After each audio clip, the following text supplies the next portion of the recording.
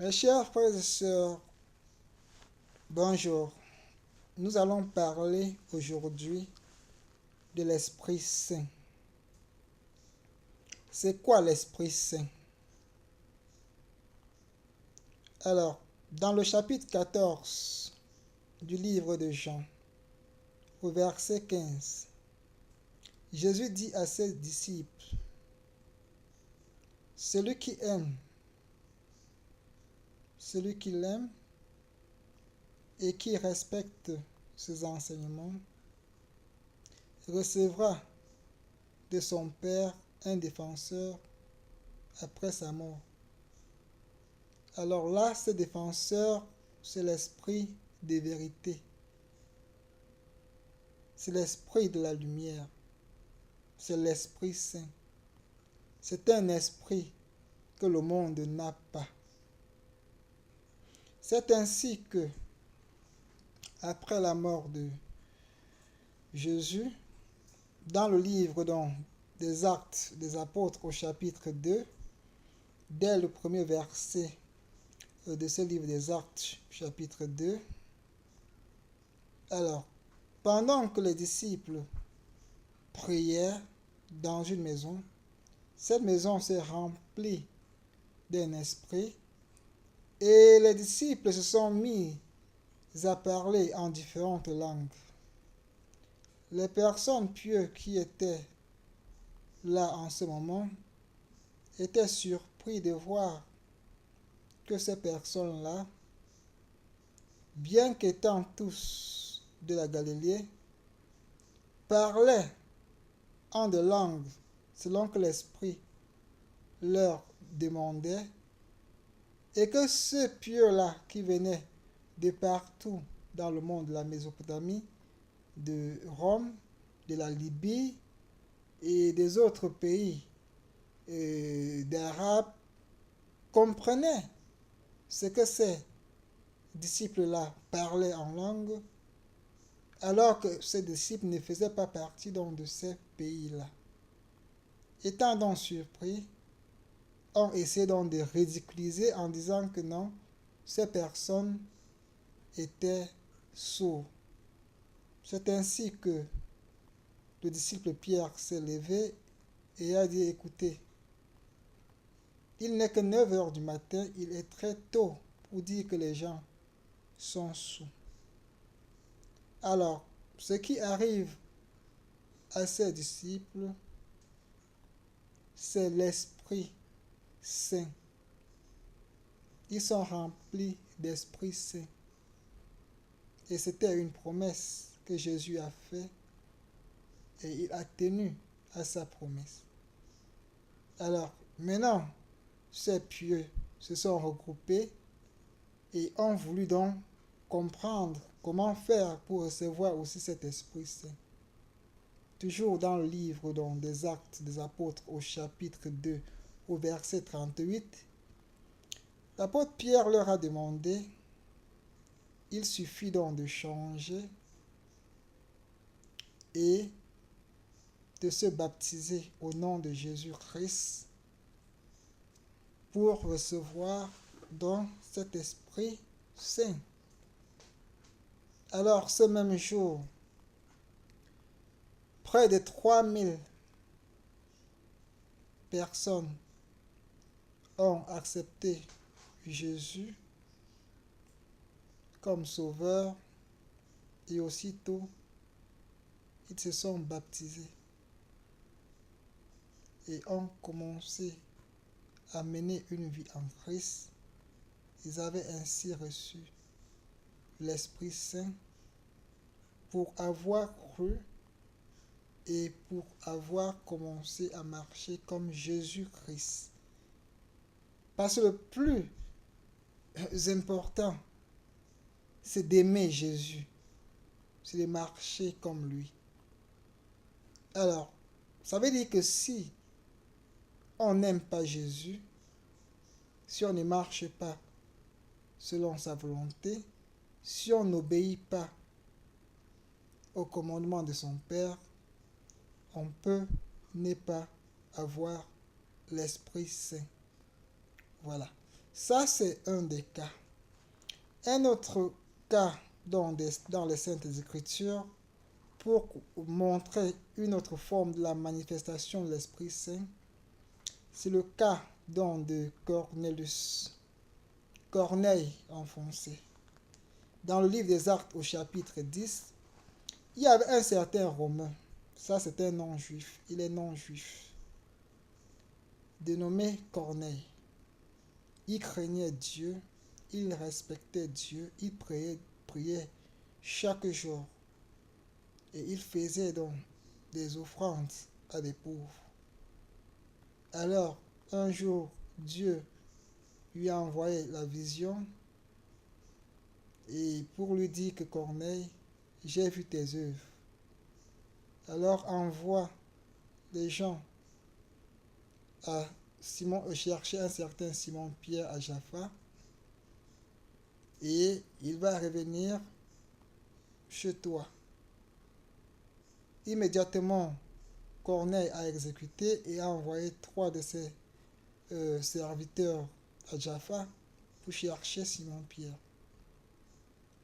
Entre-temps, le Seigneur aussi a envoyé une vision à Simon-Pierre pour lui dire que alors ces personnes-là que je t'envoie, ne les rejette pas. Dans la vision que le Seigneur a envoyée à Simon-Pierre, il lui montrait des croix d'épaisse, il lui montrait des choses souillées et demandait à Simon-Pierre de manger. Alors tout de suite, Simon-Pierre n'avait pas compris et a dit, mais Seigneur, ce genre de choses, nous n'avons jamais mangé des choses souillées. Nous qui sommes circoncis, ne les mangeons pas. Et le Seigneur leur a dit, alors tu ne peux pas appeler souiller ce que je te demande de manger. C'est ainsi que quand les 3 serviteurs de Corneille sont arrivés chez Simon-Pierre, Simon-Pierre aussitôt n'a pas hésité et les a pris. Ils sont donc allés chez Corneille. Quand ils sont arrivés chez Corneille, Corneille s'est prosterné aux pieds de Simon-Pierre et Simon-Pierre lui a dit non, lève-toi, je suis un homme comme toi. Alors, c'est ainsi que Simon-Pierre a commencé à parler donc de la bonne nouvelle, de comment est-ce que Jésus-Christ est venu sur terre et que certains juifs l'ont persécuté, alors que Jésus-Christ était le Messie. Le Seigneur l'a envoyé afin que qui l'accepte soit sauvé. Pendant que Simon-Pierre parlait, alors Corneille et toute sa famille et tous ceux qui étaient dans cette maison se sont mis à parler en langue. Et soudainement, Simon-Pierre s'est dit, alors, si ces gens-ci parlent en langue, ça veut donc dire qu'ils ont le même esprit que j'ai, ils ont reçu l'Esprit Saint. Et aussitôt, il les a baptisés. Voilà. Vous voyez bien, ça c'est une autre forme donc, de la manifestation donc, de l'Esprit Saint. Dans le premier cas de figure, dans le livre des Actes, au chapitre 2, il y a les disciples qui ont eu l'Esprit Saint directement pendant qu'ils priaient. Dans le deuxième cas, c'est plutôt des personnes pieuses qui ont donné leur vie à Jésus et sont baptisées et ont reçu l'Esprit Saint. Dans ce troisième cas-ci, c'était un monsieur, parce qu'il a bien servi le Seigneur, a été récompensé et toute sa maisonnette, ses amis et frères ont reçu l'Esprit Saint. Alors, je vais prendre un autre cas qui est un peu différent de ces différents cas et vous allez comprendre que Dieu, c'est le Dieu de tout le monde, il aime tout le monde, il ne fait pas de discernement, il suffit seulement de y croire, il suffit de donner sa vie à Jésus, il suffit seulement de se répandre. Alors, ce dernier cas, c'est le cas de quelqu'un qui était très méchant, qui le persécutait. Le cas de Saul. Saul, vous le connaissez peut-être sur le nom de l'apôtre Paul. Alors, Saul, c'était un des chefs juifs qui persécutait Jésus partout.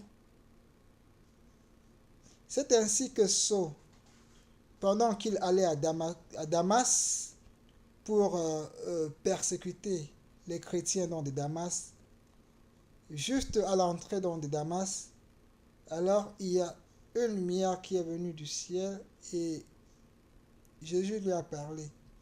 Il lui a dit, mais Saul, pourquoi me persécutes-tu? Et Saul lui a dit, mais toi c'est qui, Seigneur? Il m'a dit, mais je suis Jésus-Christ que tu es en train de persécuter. Et aussitôt, Saul est tombé et a perdu sa vue, au point où on était obligé de le tenir par la main pour arriver à Damas.